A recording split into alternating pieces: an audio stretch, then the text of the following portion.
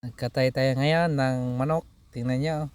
Siyempre, aanuhin muna natin yan. Isusugba. Dapat, linis-linisan natin ng konti. Ikat-ikotin natin.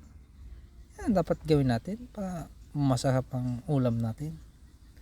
Yan yung tunay na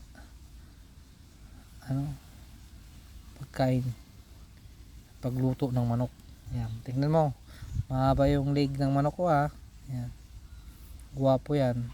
Tingnan nyo. Kayo na lang maghusga. Ganda yung manok ko. Tingnan nyo. Yan. Di ba mga 2.5 o 2 kilo lang naman yan. Yan. Kung gusto nyo bumili ng sisiyo, madami tayo dyan.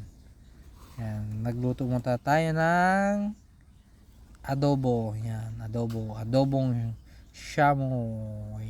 Yan. Inalis namin yung dumi-dumi. Tsaka yung balahibo. Tingnan nyo, pasunog-sunog pa yan na nalaman. Tingnan nyo, ang galing talaga ng bayaw ko dito. Siya nagluluto niyan. Tingnan nyo.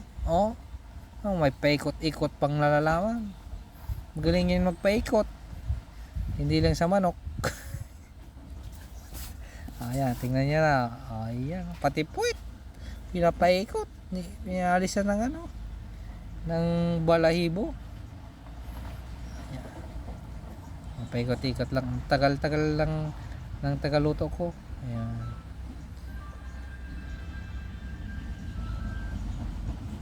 Ayan.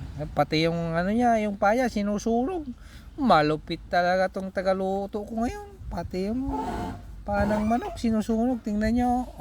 Tingnan nyo. Sinusunog niya. Nakikita yan. Tapos aalisin niya yung kulay dilaw. Sana all. Ay, ganun pala yung technique. Sinusunog muna bago umalis yung ng manok. Yung sa paa. Tingnan nyo, lumiliyab na. Magaling talagang tagaluto to. Pwede nito pang pang professional. Ayan ayos talaga. Ang galing talaga Pag pag magpaluto kayo ng manok magpalis dito na kayo sa akin Yan. May pasunog-sunog pang nalalaman to. Tingnan nyo. Ayan.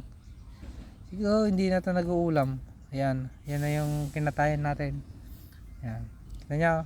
Sige, thank you.